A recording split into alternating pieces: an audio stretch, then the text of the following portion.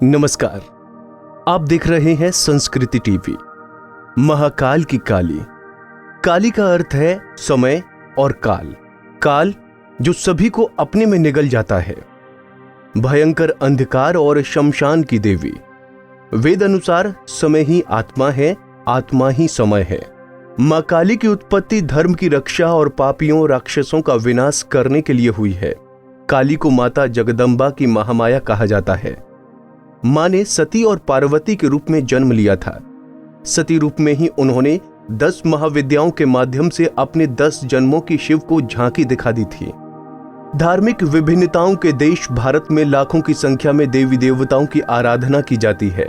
इन्हीं देवीय शक्तियों में एक रूप महाकाली का भी है, जो दुष्टों का संहार करने के लिए संसार में अवतरित हुई। काली यानी कि समय के नारी सुलभ रूप में अवतरित हुई महाकाली को सृजन, संरक्षण और विनाश की देवी कहा जाता है। देवी के 9 रूपों में से एक काली महिला सशक्तिकरण की एक अचंभित करने वाली मिसाल है, जिनसे हर कोई भय खाता है। महाकाली को दुर्गा का अवतार कहा गया है और धरती पर इनके अवतरित होने से जुड़ी कई मान्यताएं प्रचलित हैं।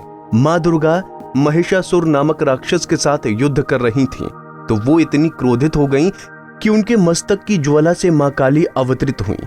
गहरे काले रंग में बेहद विशाल काया वाली महाकाली ने सारे राक्षसों को मार डाला और उनके रक्त का सेवन किया।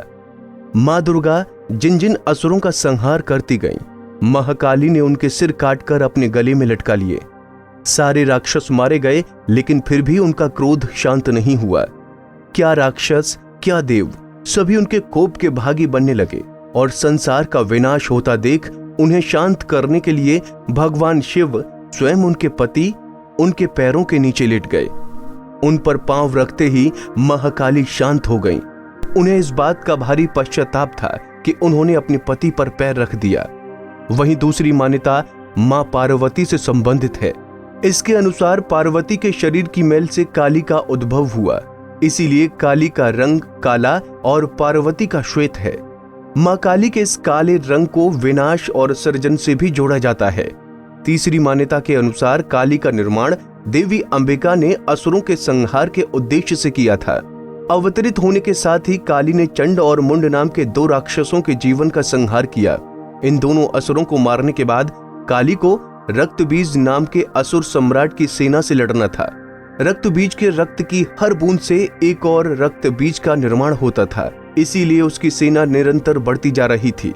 रक्तबीज को मारने के लिए महाकाली ने उसके शरीर में मौजूद खून की एक एक बूंद पी ली और उसकी सारी प्रकृतियों को खा गईं।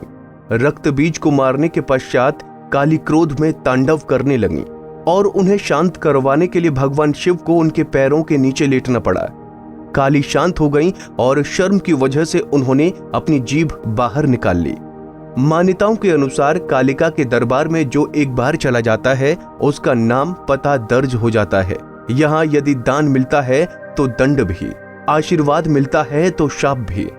यदि आप कालिका के दरबार में जो भी वादा करने आए उसे पूरा जरूर करें। जो भी मन्नत के बदले को करने का वचन दें उसे पूरा जरूर करें, अन्यथा कालिका माता रुष्ट हो जाती हैं। जो एकनिष्ठ, सत्यवादी और वचन का पक्का है, समझो उसका नाम भी तुरंत होगा।